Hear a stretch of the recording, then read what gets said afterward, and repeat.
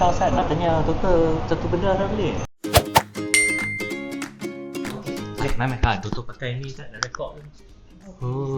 Ni pakai mana ni? Boleh pakai ni, kita untuk buat reference lah. Okey. Okey. So nak tanya apa siapa? Nak tanya pasal dengkur. Dia pasal boleh dengkur, dia punya simptom ke apa-apa. Okey.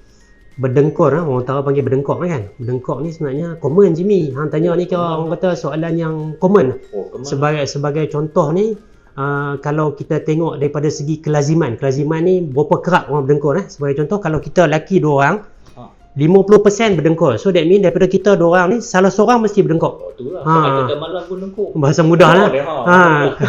Jadi kalau kata tu lelaki, kalau orang perempuan pula Kak Izzah kan, katakanlah daripada 3 orang perempuan, soalnya seorang daripada 3 orang tu selalunya berdengkur. Tapi daripada kanak-kanak pula lebih kurang 10% macam tu lah.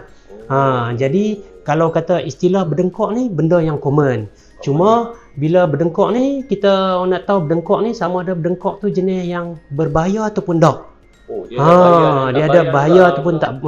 Sebab kita nak tahu, sebab kalau daripada segi perubatan berdengkur ni kita boleh panggil simple snoring. Simple snoring ni macam orang kata berdengkok biasalah. Ataupun macam orang kampung kata kalau letih tidur mesti berdengkok. Yang tu simple snoring lah. Ataupun dia panggil ada orang panggil habitual snoring juga. Sebab apa? Yang berdengkok yang ringan boleh jadi masalah yang teruk. Lagi satu spektrum yang berbahaya kita panggil sleep apnea. Yang tu yang gangguan tidur. Betul. Yang tu kira orang kata berbahaya sikit lah.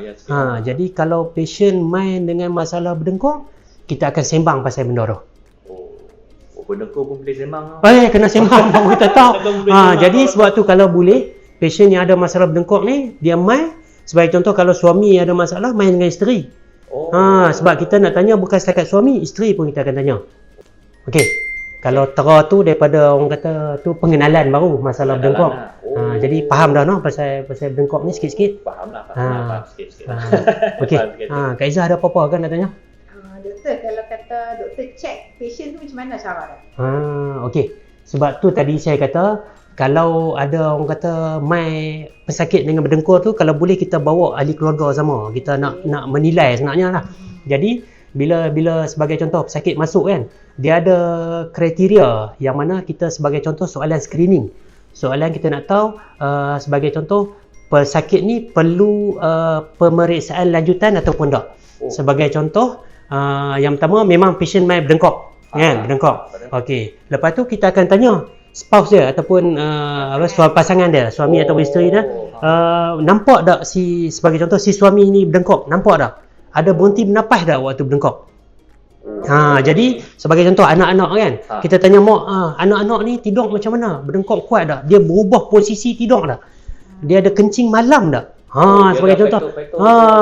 Jadi orang kata tu soalan pertama. Kan? Lepas tu kita tanya juga sebagai contoh pesakit, bangun pagi rasa letih yang teruk tak?